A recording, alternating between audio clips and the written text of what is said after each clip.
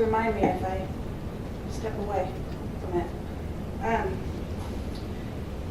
I am a physician assistant at the Fatigue Consultation Clinic. I've been there for about 2 years, and it is actually my first job out of PA school, and it's been awesome. So I'm here to talk a little bit about my history and my struggle with chronic fatigue syndrome when I was in college, actually. And I want to at first actually thank Offer for sponsoring my registration for the annual CFS conference in March that I attended, which was very amazing and informative, and I learned a lot, and it was really very amazing that they were willing to do that, so I want to thank them. And I have to admit, this is actually my first time ever public speaking, so bear with me. It's a great start. And actually today I was in the office and I saw Veronica, who is a member of Offer, and she was like, "Oh, you know, I am so bummed, I totally forgot you were having your talk. I wanted to come, and blah, blah, blah, blah." She's like, "But that's okay, I can watch it on video because it's filmed." And I was like, "It's filmed?" And she stood there, I felt so bad. She's like this really sweet, you know, shy, but sweet girl, and she just stood there. She's like, "Oh my gosh, I probably should not have told you that." And she felt so bad, it was hilarious. I'm like, "It's okay. You know, it is what it is." So anyway, added to the stress a little bit, but it's all good. Anyway, so let's see if I can do this. I'm going to start with a little bit about my history. Actually, more than a little bit, it's quite a bit. I grew up in Connecticut and Vermont, and then at a very young age I began competitive figure skating. Yes, I know, I always pause when I say that because everyone looks at me and is like, "Figure skating? You?" I was an athletic skater, not a graceful one, just to let everybody know that. I actually had to take ballet lessons, which was traumatizing in itself, but that's a whole nother story. Anyway, so when I started skating, it became pretty much my life, and it was pretty intense. You know, getting up early, training in the morning, training after school. It was training, school, homework, and I naturally just put a lot of pressure on myself. And I think that a lot of it had to do with just my personality in general. And as I say here, you know, genetics play a big part. Environmental factors always play a part as far as, you know, what you're surrounded by and all that stuff. And obviously being a competitive athlete at a young age always is difficult. So starting very, very young, I had severe generalized anxiety. The chronic stress that I felt basically continued and continued and continued, and I just thought it was normal. I just figured, you know, this is just the way I am, and this is the way everyone feels, and you know, being a competitive athlete, that's just kind of the way it is. So I just continued on my, you know, merry way, or not so merry, and struggled with this on a daily basis, actually. Jumping ahead, I guess I could go back. I kind of missed a big gap, but anyway, I continued to competitively compete up until high school. My stress and anxiety continued to escalate and become more and more bothersome, and more interfering with my function to a point on a daily basis. I didn't realize this till later on, which we'll get into, but it was, you know, it was pretty bad. But you know, I never talked to anyone about it because I just thought it was normal. Anyway, going into college, I was super excited just to get out of my house and start kind of a new life, and I just wanted to do everything. Joined the outing club, ran the track team, and of course I always wanted to get perfect grades. Continued to put a lot of pressure on myself, but I felt a little bit of relief just being out of the environment that I had been raised in, which definitely contributed to my anxiety level. So this helped moving out of my environment a bit, but it was still there. But not as bad, which was nice, because it just kind of felt like a relief for me. After the first semester of college, I was going home for Christmas break, and the second part of the break I was going on a winter backpacking trip with the Outing Club, which I was super excited about, and a friend of mine who I had met was going with me, and we were all, getting our gear together and kind of really excited, planning before we had left for break. Right when I got home for the break, I got sick. Bad sore throat, exhaustion, flu-like aches, headaches, all that stuff. Just thought it was a flu, just whatever. I'm sick, I'll get over it in a few days, it'll all be good. And, well, I didn't. My symptoms didn't get better, and basically they got a little bit worse. After the time the break was over, I was still very sick, and I didn't really know how I was going to manage at school, but I basically told myself that not going back was not an option. I would figure out a way. I would just have to, cut back on other stuff. So I dropped a few classes, but still went, and pretty much all I did was go to class and sleep. That's all I could do. I wrote this down because this is a vivid memory in my head of, I took the mattress off my top bunk in my dorm room because it was too hard some days to get up into the bed. That's how tired I was. So I'm in a dorm room with a dorm mate. My mattress is in the middle of the floor, which she didn't really appreciate, but I didn't really have much of a choice at that point. And of course, I kept thinking, okay, this is just mono. Sometimes it takes a little while to recover. It's just taking me a little longer than, I wanted it to, and I'll get better. After a few months, no improvement, still feeling horrible. Began with the doctor visits, lab work, trying to figure out what was going on. Diagnosed me with mono, which I pretty much thought, but who knows. But everything else looked fine, so I was like, okay, good, it's just mono, blah, blah, blah. Maybe it's just taking extra long. Kept going to the doctor, and as I hear a lot, and this always triggers in my mind, this time, a few providers that I went to basically they were convinced I was just depressed. They're like, you're just depressed, You're tired and you have no energy because you're probably just depressed. And I knew my body, I knew that wasn't the case. Made me angry, but what are you going to do? I continued to tell myself that I'll feel better. Slept a ton, and never felt like I had slept at all. I remember these headaches that I had every single day that I could not get rid of, no matter what I did. Body aches, and of course just the exhaustion that never really eased up. Then I started to get this abdominal pain, cramping, bloating, IBS type of symptoms. And I will never forget walking to class one day in the middle of a Vermont winter. Who knows what the temperature was, but there was snow everywhere. And I was curled up in the middle of campus on the snow because I had such bad abdominal cramping I couldn't move. I had a couple people walking up to me, asking me if I was okay, what's going on, and I'm just like, I'm fine, it'll pass, but and they're just like, oh my gosh, call 111. I'm like, no. But anyway, so these cramping episodes would happen, and I would never know when they were going to come on.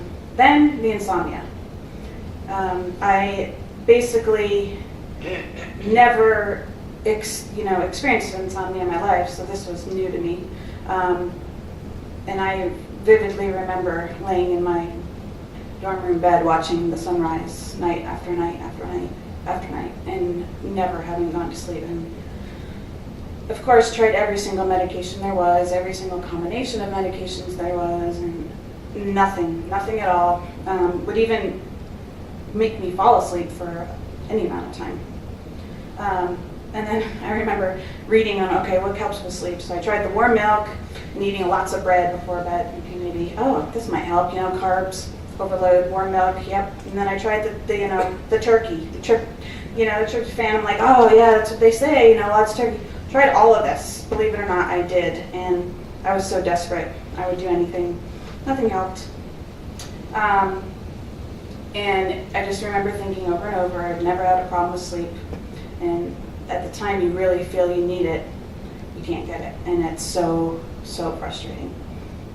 About a year went on, I got more testing just to see if they'd missed something because I hadn't gotten any better. Again, everything was normal and I was told I probably had chronic fatigue syndrome. It was brutal being in college because, everyone's going out doing stuff, partying and skiing and playing, and literally all I could do was get through classes and studying. And I remember trying to study for something that took me forever because I could not focus on anything. And it was just, it was either sleep or study, and every single second I was awake, I knew I had to study because it was going to take me so long to be able to get through it. I felt alone, and absolutely no one understood how I felt and what I was going through. Eventually the secondary depression set in and created more anxiety, obviously, over my health. And as I'm sure people can relate to, you think about how are you going to be able to live like this? I didn't know. I really didn't.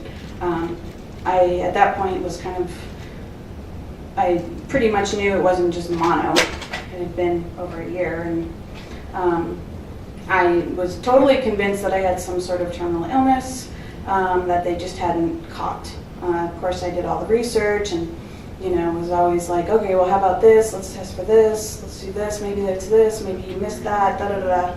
But I felt like I was dying. I did, and for a long time I was convinced that I was, and no one knew why.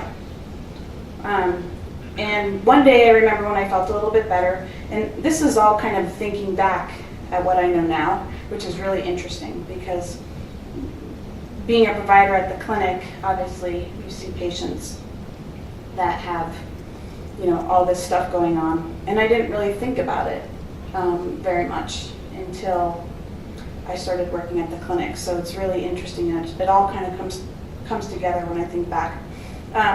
So I remember one day when I felt a little bit better. Exercise always made me feel better. It just did, and that's kind of what I did to help my anxiety and help just make me feel better in general. So I'm like, all right, I'm just going to try that. Maybe that's what's wrong. Maybe I'm just not exercising, and that's why I feel so horrible now. So I went out for about a half mile, and then had to stop. But I was like, okay, that's something good. I did something, and hopefully that's. And I felt actually better for the rest of the evening. Felt that kind of that endorphin rush, and I was like, oh yeah, maybe this is it. And then about a day later, I just hit the wall so hard. I was like 10 times worse than I had been prior, and it just continued. And I was like, and I didn't really put together that it was from the run. It didn't really connect back then. Obviously, looking back, it's more obvious that it was post-exertional malaise type of reaction. And then as time went on, the post-exertional malaise from physical activity, it was always there, but it got a little bit better. But I started to notice that mental stress and anxiety would flare my symptoms more than physical activity.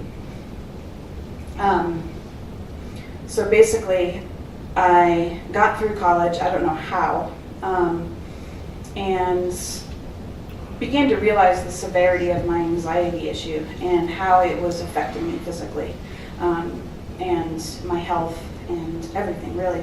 So at that point, I decided that it was time to do something about it, and time to really deal with that. So I spent a lot of time working on things to lessen my daily anxiety, my chronic anxiety. I convinced myself that moving to Jackson, Wyoming and living a carefree life of partying and playing would fix everything. And I had so much envy for those people that live that lifestyle, that were able to do that and were so carefree. I was like, this is how I need to be. This is what's going to fix me. This is what's going to cure my anxiety and therefore my health issues. Lesson number 1, and this was an incredible lesson to learn. You cannot try and change a type A personality into a type Z personality because it doesn't work. It just doesn't. Basically, it doesn't matter what you do, where you live. No, it does matter what you do, but it doesn't matter where you live. It's not going to change your stress levels. People are always going to find, if they have generalized anxiety or any sort of anxiety disorder, they're going to find things to stress about no matter what type of lifestyle they live. That's just the bottom line. The key is to learning how to better cope and react to stress and stressful events and just overall anxiety. And I kind of learned that the hard way, actually. But it did force me to realize that I really needed to start working hard on getting control over this. And, moving myself to a different place wasn't going to do it. It had to be a lot deeper than that. It took a lot of time and effort. It took a lot of time, several years, and it took daily exercises and, basically going through, and I'll get into that later, how I did that. But over time, I got that under control, and I figured out ways to cope and better ways to control my anxiety levels, and it started to gradually get better and improve on a daily basis. I mean, I can't say it never completely went away, but it was certainly not something that interfered with my daily function like it had before. It didn't make me feel sick on a daily basis, and over time, as that improved, very, very, very gradually, I could feel my physical health improving. And there are a lot of other things I did that helped my physical health too, but so I'm not saying it was just getting control over my anxiety, but I really believe that was a big factor, just to the degree that I had chronic stress and what it was doing to my body. And it has, even to this day, I can feel that when I get really, really anxious or stressed out about something, I can just predict I'm going to have a flare however many days later. It's just the way it is, and I kind of have come to accept that, and I know it's going to happen, but I don't get them as often because I have learned how to control my stress levels a lot better. So I wanted to go in a little, and you guys will kind of see the point of this in a few slides, but I just wanted to talk a little bit about what stress is and how it affects you physiologically. Stress is described as an internal response to stimuli or pressures that challenge an organism's ability to adapt or cope, disrupting homeostasis. Stress may be mental, physiological, anatomical, or physical. And this is kind of a cool quote: stress is not what happens to you, but how you react to what happens. And that's so true. And this is where I was a little bit, when I was reading back through this, I was like, I might have gone a little bit too far in the physiology, but oh well, I'm going to go with it. Chronic stress has been found to induce a sensitization of the hypothalamic pituitary adrenal axis. In other words, you start to not produce the amount of stress hormones you need when you need them after you've undergone chronic stress for a period of time. This is just a diagram of the HPA axis. And just to kind of sum this up, the HPA axis starts at the hypothalamus level, and that's in the brain. And when it's triggered, it's if you have, say you have a stress reaction, it is hormonally triggered to secrete something called CRH, which is then triggered to secrete, go to the pituitary hormone and triggered to secrete a hormone called ACTH, which then goes to the adrenal gland, which secretes cortisol and other things that are responsible for the stress reaction. As you get a bunch of cortisol built up, you have a negative feedback loop that comes back and says, okay, you have enough, you gotta stop stimulating that hypothalamus. And it kind of goes through this negative feedback loop back to the hypothalamus. It says, okay, let's back up. We don't need as much now, so it decreases the amount. But with chronic stress, you're constantly getting that, loop going on. And as you get, a bunch of cortisol chronically secreted in your system, it does a few things. One of which, as far as the HPA axis goes, the HP axis at the pituitary level, there's a bunch of different hormones that are released from the pituitary, including antidiuretic hormone that's responsible for blood pressures, the sex hormones that obviously interfere with menstrual cycles and all that kind of stuff, growth hormone. On the other side is a picture of the HPT axis, which involves the thyroid. So same type of deal as with the adrenals and the HPA axis. Hypothalamus is stimulated, hormones goes to the pituitary, that goes to the thyroid, that tells it to release thyroid hormone. So they're all in the same axis as far as the HP goes. It's after the pituitary is when they kind of branch off to their different kind of target organs and hormones. But the pituitary is kind of the hub where it all kind of mixes up. Anyway, so you can see from this diagram, this is kind of interesting. As you get a bunch of cortisol released from the adrenal glands, it can cause inhibition at the thyroid level of the conversion of T4 to T3, which basically T3 is the active form of thyroid, and that's the form that eventually is in your blood. That's the active form. So if you have a bunch of chronic stress, it's possible that eventually all the cortisol is going to inhibit that conversion. It also inhibits at the pituitary to thyroid level the creation of the TSH. So all of these systems are intimately connected in one way, and it's very complicated, and this is just scratching the surface, and this is just two of the the areas. I mean, there's, like I had said, there's the vasopressin or antidiuretic hormone that is triggered, that regulates blood pressure. There's the sex hormones, that's all in that axis, and they all interfere with each other. So basically, if you have constant stress and constant cortisol secretion, it can interfere with everything, basically. And so I was looking back at this and I thought it was kind of funny because I say, although the pathophysiology of chronic stress is beyond the scope of this talk, after I just went through the HPA axis with you. So sorry about that. Its effects on the HPA axis and neuroendocrine function can interfere with many physiological functions, like I just talked about. These are some of them. There's many that it interferes with, but these are all things that the HPA axis is involved with, and a lot of these things we see in chronic fatigue syndrome.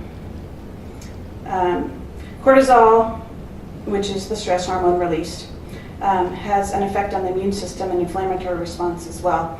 That's why, when people are given extrinsic steroids for supplementation or whatever, that people worry about increasing infection. It suppresses the immune response by decreasing the number of circulating T4 lymphocytes. Again, sorry. And by decreasing the production of interleukins and gamma interferon. Basically, these are all critical things, critical mediators of the immune response.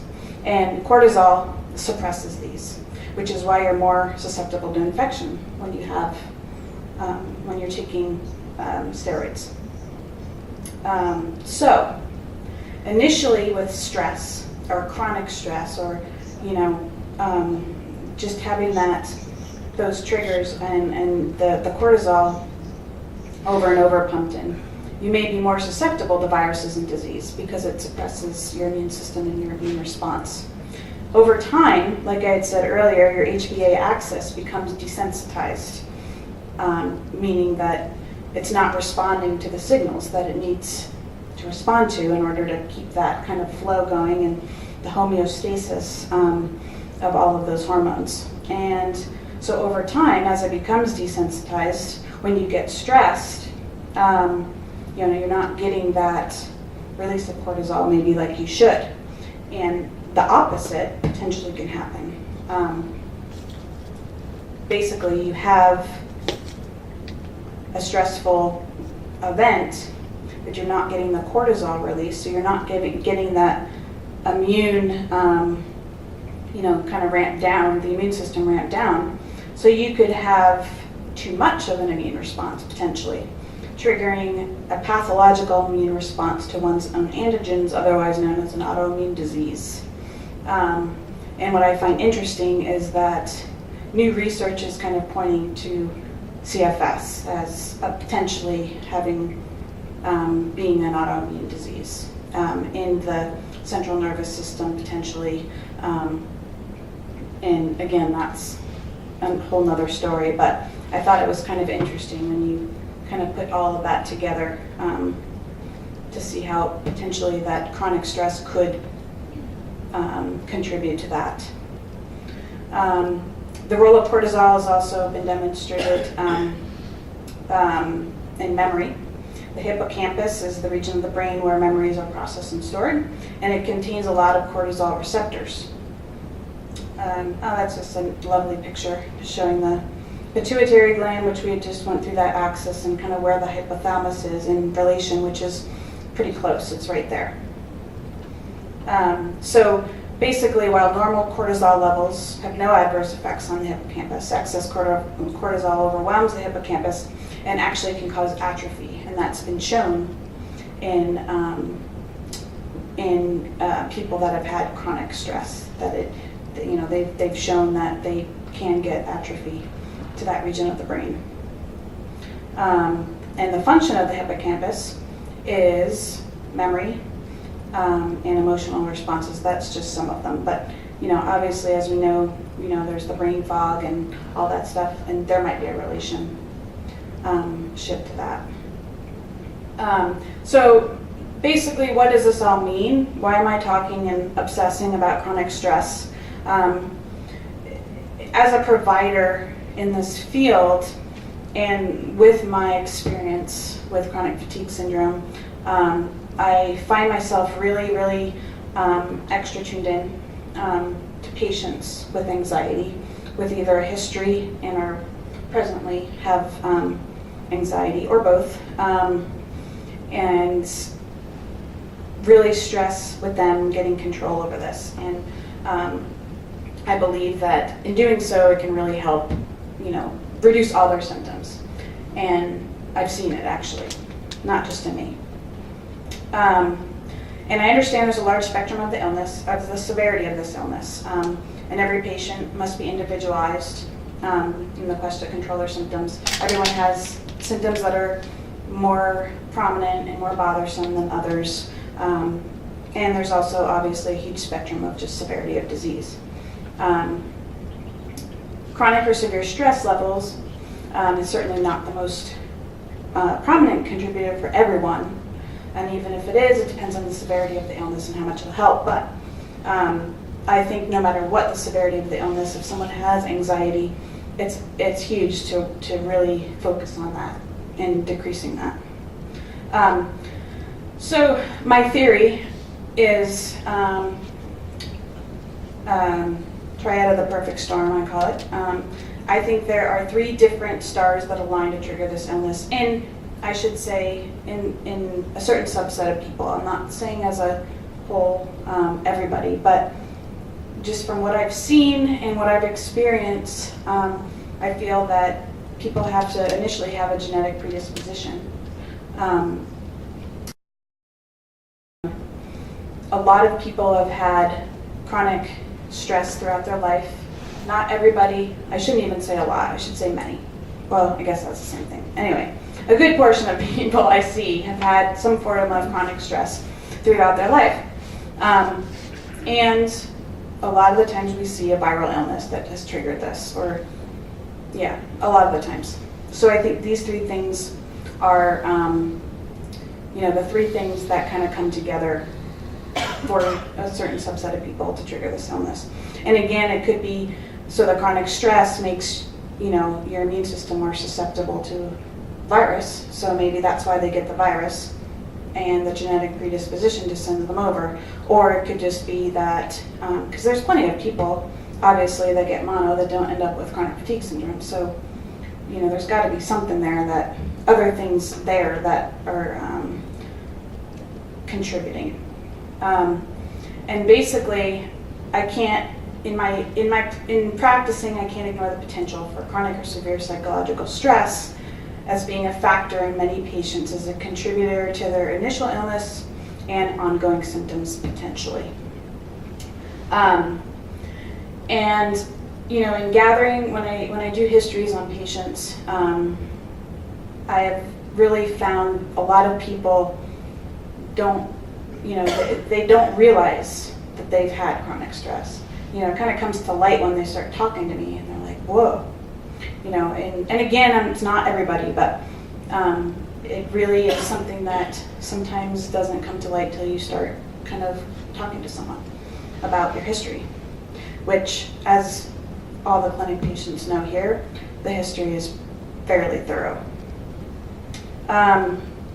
So how do I approach this as far as dealing with reducing people's anxiety to help their other symptoms? And obviously, you guys need to know that this is not the only thing I focus on. This is just one out of many things we look at and we treat and we work on in this illness. But I just kind of wanted to go over how I like to do it. And it's sort of what I had done when I was working on reducing my anxiety levels. And the key is, I see a lot of patients that come in that have such severe anxiety that it's just out of control. Their mind is spinning, it's racing, and there's no way, it's funny because I remember people telling me over and over, oh, well, you should go meditate. I was like, yeah, right. How am I supposed to do that? I can't even, my mind was spinning 24/7. There was no way I was going to be able to meditate. I was just like, whatever. So I realized that the key is to not have patients try to do these exercises, which I'll talk about, when they're in that state, that just overwhelming, they can't really think straight because of their anxiety state. It just won't work. So a lot of the times it takes medications to kind of bring them down to a level where they're able to, focus and be able to do other things and not be so out of control with their head spinning. And, medications are really good for that because it does kind of bring them to a point where they're able to do that, work on other things. Whether it be antidepressants or benzodiazepines or both, that it's really important to make sure to do that first. After they're at a point where I think that they're able to, work on coping skills, I just have them do some simple exercises, starting with the first couple of weeks. I just have them keep a log every time they feel anxious. Write down what they feel triggered their anxiety. What's making them feel like this? Whether it be, a specific, they were okay and then all of a sudden they got anxious and okay, well, what triggered that? Or if they just find themselves worrying nonstop, what are they worrying about? Write it down. Keep a log for 2 weeks. And I want that list. And okay, this is an example. I had a patient who had really, really bad anxiety disorder.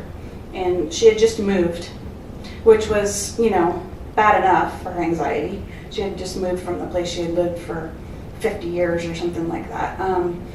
And she had all these boxes in her house, and she was pretty much paralyzed. She could not unpack the boxes. She was so overwhelmed and so anxious about how, about all these boxes that she couldn't do anything. And she basically went weeks and weeks and weeks with all these boxes in her house and didn't unpack anything. And she told me about this, and anyway, I'm going to go to step 2, but then we'll go back to that. So step 2, after you identify the triggers, is you dissect and deal with the triggers. And you do it one at a time. So you find a trigger, and you put it into perspective. And I found this very enlightening when I did this. It's like, is my stress level induced by this trigger realistic?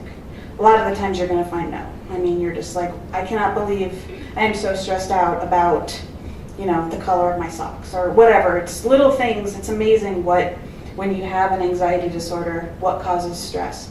And so you want to kind of put it in perspective a little bit. And it feels big. I mean, it's going to feel big when you have that, but it helps to kind of talk it through with yourself and say, okay, well, is this really warrant the reaction I'm having? And then the next key thing is to write down a plan to address this. So you have the trigger, and you want to write down a plan that's going to make you feel better about how you're going to solve this stress that you're feeling. And I have found that writing things down really helps a lot, because it almost transfers all of that stuff onto paper, and it makes you not have to think about it because it's written there and it's right in front of you. Like I say, it's organized in writing as opposed to disorganized havoc in your mind, and that's exactly what it is, and that's how it feels like. And sometimes people just writing this stuff down, they already feel better. The unpacking boxes story. So I had this patient go through and number the boxes in order of priority of what she wanted unpacked. So, there are certain ones that were more important stuff that, she wanted unpacked first. And then I had her write down a schedule for the next 2 weeks listing which numbered boxes she was going to unpack each day. She didn't have to do any more than what she had written down for each day. That's all she had to do. And then she could cross off each box she had done from the schedule, which was awesome. And she could not even believe. I mean, it was night and day. She was like, right when she started writing down the plan, writing down after she numbered the boxes, wrote down which one she was going to unpack by the numbers each day, and she had that written down. It's like it just dissolved from her mind, and it just eased her anxiety tremendously. It was amazing, and she was so happy. And this is obviously just one example, but it's kind of the general approach of what I kind of like to do. And some things are harder than others, and it's not really that cut and dry all the time, but it's kind of the general idea and how I like to work on that. And it takes so much time. That's the thing too, is people have to put time and effort into this. It doesn't just happen by doing it once. It's got to be repetition, repetition, repetition, because then your mind, you just start to train your mind to not react. Over time, it just naturally happens. It's weird, but it does, trust me. So, going away from all that, other thoughts that I wanted to share. A lot of patients that I see in the clinic on their initial visits, they walk in and I just sense this huge wall. They're jaded from what they've been through and how they've been treated potentially. They feel crazy. They've been told it's all in their head. They're just depressed. Just get on an antidepressant, you'll be fine. And most of the time they haven't been told that their illness is real. And the thing is that people don't understand is most people kind of know their body, and they know how they feel, and they know what's normal and what's not. They know what's depression and what's not most of the time. And it's really frustrating when you're told this over and over and over again. You feel alone. No one gets it except other people, obviously with CFS. And I always hear, I don't look sick, there's no lab tests that are showing me I'm sick, so no one believes me. They're frightened because they don't know what's wrong with them because no one's ever really told them. And so it's really difficult. So the first thing I like to do is reassure them that we don't think they're crazy. That's the first thing I always say, you're not crazy. And they don't really, a lot of the times they don't really know what to say because they weren't expecting to hear that. You tell them it's not in your head, you're not just depressed. Yeah, you might have some secondary depression, but who wouldn't? Most of all, what they have is real. It's a real thing, and hearing that is huge. And I've noticed that just telling patients this, their total demeanor changes. They start to interact, they start to talk to me, the wall comes down, they have this huge look of relief, knowing that someone doesn't think they're crazy or doesn't think they're just depressed. And we go through the history, they tell me their story, I can relate to a lot of it. I try to show compassion and let them know that they're not alone. And it definitely helps just overall and how they feel. And I feel like that this compassion and what I've been through and understanding of what patients with chronic fatigue syndrome are going through, it's not something that anyone can that you can learn in school. It's just not. And I feel like I have that advantage being a provider in this field. Not that I'm glad I experienced it, but or that I still do experience it, but I really, I think it's amazing for, to be able to have compassion and really understand what people are going through. And like I had said, the drastic changes in demeanor and attitude and look of relief is probably one of the most rewarding things I've ever experienced. Just to be able to give that to people and let them know, that they aren't crazy. That's the biggest thing I always hear. Everyone's telling me I'm crazy. I'm like, oh my gosh, it's painful. It's crazy that people would think that or would say that, and I don't know. So I always think about how good I would have felt to have someone on my side when I was sick. And I think that's it. That's it.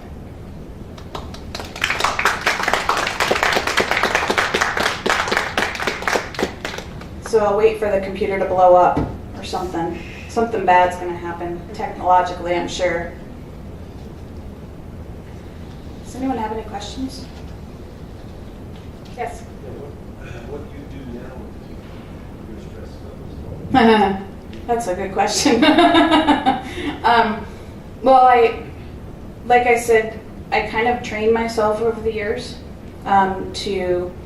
in doing, spending a lot of years going through those exercises and identifying triggers and coming up with better coping skills over the years.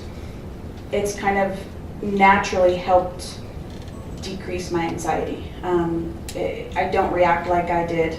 I feel like I have much better control over it. I kind of am much better about putting things into perspective and not stressing about things I feel aren't warranted. And the biggest thing is, and I do tell this to my patients too, I remember sometimes I get so mad at how much my anxiety was affecting my physical health. And I would just get angry and so when I started to realize that, that was happening, and I realized that I needed to do something about it, that was kind of a motivator to really kind of dial that in. And it took, like I said, it took years and years and years. And now, obviously, everyone is always going to have stress. It's just keeping it at a level that's tolerable and not harmful, or not as harmful. I definitely still have times where I've have several days where my anxiety just goes through the roof, and I can, like I said, I can just anticipate I'm going to have a flare several days after, and it's weird. It's totally predictable. Like I'm like, oh crap. And I tell myself, I'm like, okay, I'm anxious. I need to do something about this because I'm going to have a crash in 2 days, 5 hours. And, you get it down to like the minute. It's weird. And so now it's just literally using what I kind of had worked on for years and years and years as far as coping mechanisms and perspective, and learning to kind of identify the triggers and work through them and write down what I need to do to lessen that, whatever it is, and deal with it instead of just letting it spin in my mind. And once I get it down on paper, it still to this day just is like this release because it's there. And I don't have to think about it. A lot of the times people just sit there and worry about things, and then they think they're going to forget about it. But if it's down on paper, you're not going to forget about it. So it really is helpful, and it's not a perfect system, but what is really. And I'm able. Another thing too is I'm able to be more physically active, which is helpful. I mean, I have to be careful, and I definitely have flares when I overdo it physically, for sure. But that helps. That's always been something that's really helped my stress level. So you have to kind of pick and choose and figure out what works for you. But it's just really working on it and taking the time and effort to do it. I mean, it's not fun, and people a lot of the times like, oh, I don't want to do that. That's kind of a pain, but it does. So you have to work on getting balance between stress level, bringing that down, and increasing physical activity, but not too much. Right. Yeah, and again, everyone's different, so there's not like a cookie cutter recipe that I can give to every patient as far as, okay, so you can go out and do this much, you can go out and run a mile, but if you go out and run a mile, you better not get stressed out this week or you're screwed. It doesn't work like that because everyone is different in how severe their triggers are and what their triggers are. Some people, it's more physical, some people it's more mental, some people it's just combination of both. It just really depends on the person. But yeah, I mean, it's really fine tuning, knowing your body, and it takes a lot of time to really fine tune that. But a lot of people come in and say, yeah, I feel like I'm so selfish and I'm so self-absorbed, and I'm like, you kind of have to be with this illness. You do, and I tell them it's okay because you have to be, because you have to be very, very in tune with what happens when you do something or you don't do something. And I have people, even with that, it's like I have people write down their daily activities. So if they do have a flare, they can look back at their log and say, okay, well, what did I do that caused that flare? And they can kind of gauge it and say, okay, well, that day I walked for 20 minutes. Well, shoot, the previous week I only went for 10, and that was fine. So maybe I should try 12. It's just really, really kind of fine tuning it, and and obviously it's up and down depending on where your symptoms are at, and if you're in a flare, if you're not, and what your stress levels are. I mean, I find that when my stress levels are high, I have a lot less exercise tolerance without having a flare. So yeah. So do you ever imagine a full recovery from your CFS, or do you think you're just always going to be managing it? That's a great question. I think it's one of those things where I feel like I will forever be managing it to a certain point, but I feel like I'm lucky in the sense that I got to a point where I'm able to do a lot more than a lot of people with CFS are able to do. And so in that sense, I feel like I really can't complain, but I also feel like, it's such a perspective thing. Like I could say, well, yeah, I could go bike for 5 hours and, feel a little tired, but then if I go and bike for 5 hours the next day, I'm gonna pay for it.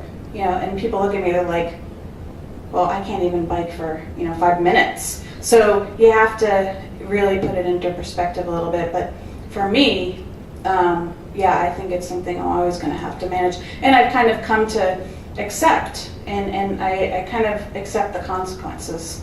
You know, I know what's too much, and I know what's going to push me over, and I just kind of say, okay, well, I'm willing to deal with it, and that's just the way it is.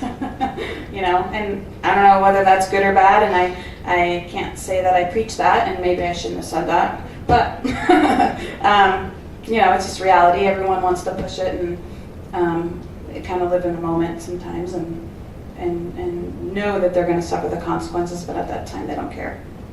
So what is a flare? What happens? It's just an increase in symptoms. Basically, that's all it is. So are you bedbound then, or?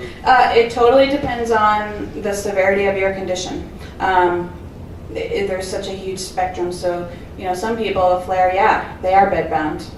Some people, a flare is just, you know, they are, like for me personally, a flare would be, I become very weak, definitely fatigued. I get these really weird low-grade headaches, and sometimes I'll get some IBS type of symptoms, and basically just feel like I can sleep all day every day for however long, a couple of weeks, and like there's just, I have no choice. And I probably shouldn't say this if Dr. Bateman's going to be watching this, but I get major brain fog. Like all I can do is stare at the wall. So, you know, I find those things for me are, you know, those are real, and those I just kind of, again, I've just kind of come to accept, and it just happens. And I kind of know, you know, depending on how much I do or what I do, how long it's going to last, and, you know, and I just sleep more, and I don't go out and do stuff, and I just try and rest, and eventually it'll pass, and, you know, just one of those things. But for some people, a flare is, you know, a lot more severe. And there's different degrees of flares. Some are worse, some are not as bad for some people. So yeah, it definitely depends. Mm-hmm. Does a flare sometimes include brain fevers for some people? Yes. Yep. Yeah, and that's just an associated symptom with CFS that people, when they do, sometimes when they're in a flare, or, you know, they have increased symptoms, they do get low-grade fevers. Yes.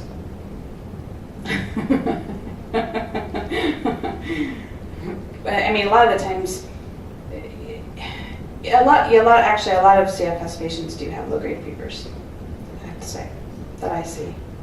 So, any other questions? So, talk quite a bit about cortisol. Mm-hmm. So, over years of stress, our body, outputs a lot of cortisol, which kind of has a negative effect on many parts of our system. Mm-hmm. You mentioned, like, hippocampus has, like, atrophy from too much cortisol. Mm-hmm. But then our systems downregulate, and then after time, is it true that some people have low cortisol because Of the downregulation. downregulation? Yep. So is it kind of like the same thing as thyroid? Would you ever, do people with CFS ever get prescribed the corticosteroids or some type of? Yeah, and we used to prescribe that, not really since I've been there, but they used to do that. But really, the levels of cortisol that we usually see aren't super low. They're just kind of low normal, and they're and the problem with giving someone cortisol extrinsically in a medication is it downregulates their internal production of it. So basically, their adrenal glands, what we call, go to sleep. So it just stops, because you're getting what you need from the medication, so it stops producing it inside. Yeah, and it's kind of doesn't really work, unfortunately, for most people. How do you wake up your adrenals? You taper off steroids. Well, if you have, Oh, if you haven't taken, usually over time, as your stress levels, obviously you have chronic fatigue syndrome, that's a different story. There's so many complicated things going on. But say, you have someone that has, what they call just adrenal fatigue, just from being stressed out. Over time, that usually slowly kind of comes back. And it wakes up a little bit, and it doesn't, it just takes some time. But it, yeah. You're trying to deal with stress and make yourself feel better, but then you don't have any. Right. No. Right, and so when you do get stressed, like I said, when you do get stressed, you don't have the proper response that you need, which can mess you up, even more. So yeah, it is. It's kind of interesting. And just the effects on all the other, it's so complicated, but all the effects on all the other hormones is amazing. How they're all intertwined and how they affect each other, including thyroid and sex hormones and all these things. It's just, it's amazing. It's so complicated, but it's so real. And it just explains why, there's, what is it, like 30% of chronic fatigue patients have hypothyroidism. That's a lot, and a lot of them have problems with their menstrual cycles, or something to do with sex hormones out of whack.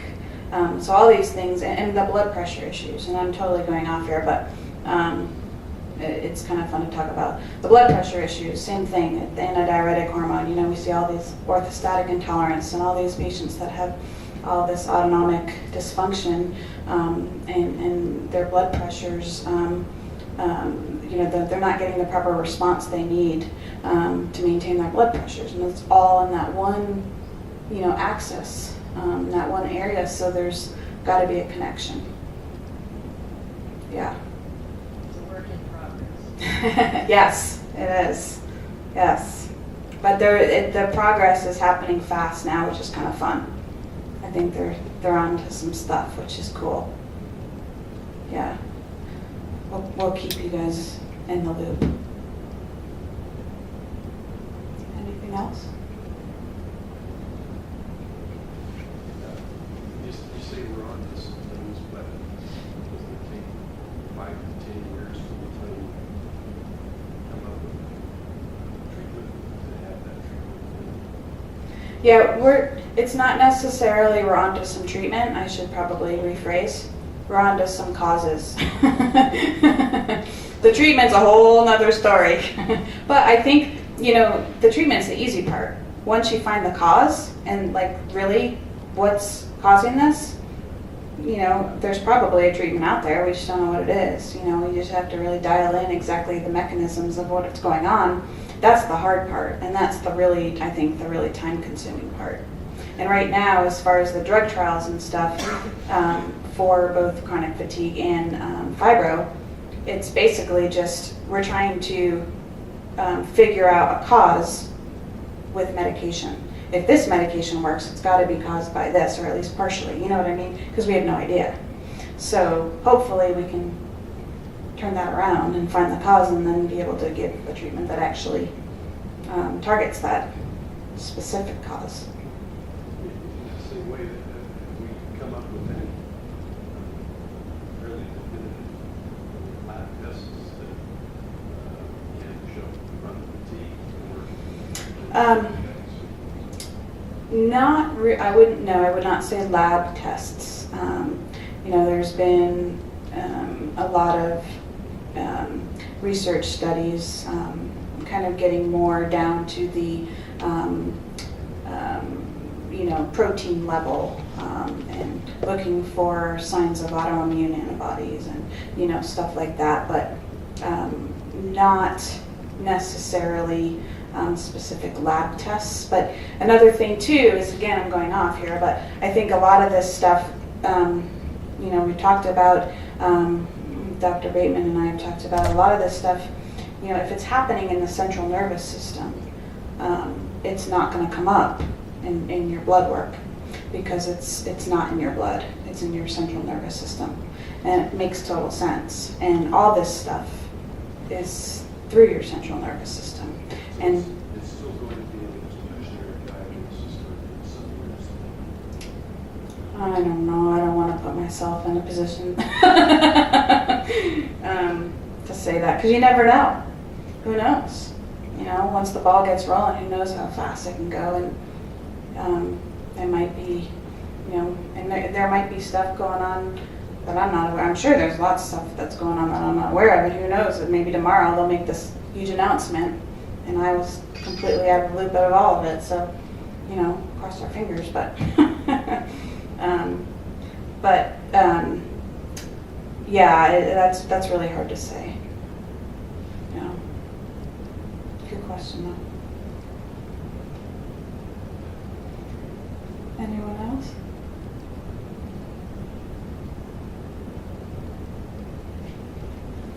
Oh, I forgot to show my prop. This is pezodiazepine. This is what I strive for in my patients to eventually be able to take instead of the benzodiazepines. So it's always on my desk if anyone's ready. Well, thanks you guys. Thanks for coming, and appreciate it.